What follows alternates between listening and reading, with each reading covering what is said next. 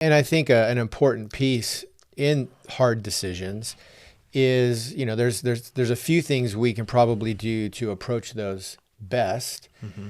But one is to just ask the timing question in it too. Mm-hmm. Because some hard decisions need to be made now. Right.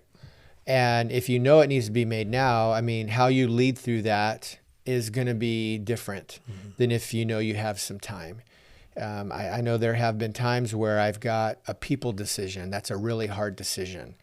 It may be that I've got this person who I know now is starting to show signs that the company's outgrowing them in their seat. This, back to that last example I'm using.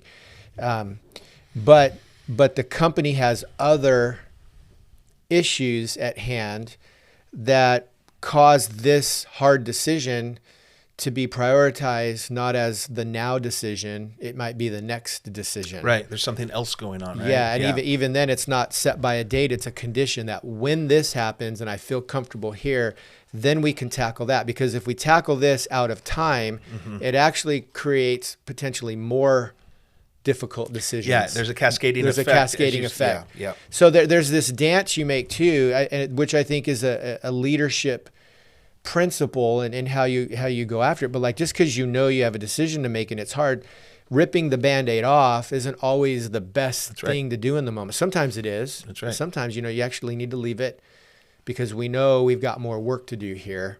And right now this is the best situation we have for the moment.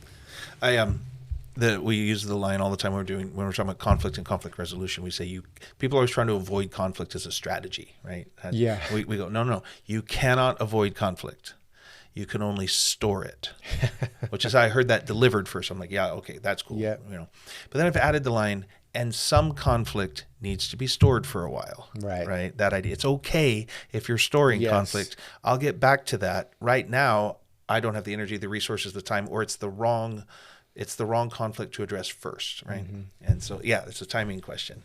And a lot of this, I think that's when we talk about these hard decisions, I think conflict is usually involved in the middle of it. And it's conflict between competing good ideas, there's an internal dilemma happening.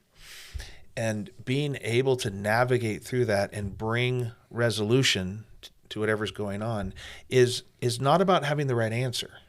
It's about how we navigate through that to bring resolution to this conflict that usually is causing some kind of tension or pulling at us in an ineffective way. Right.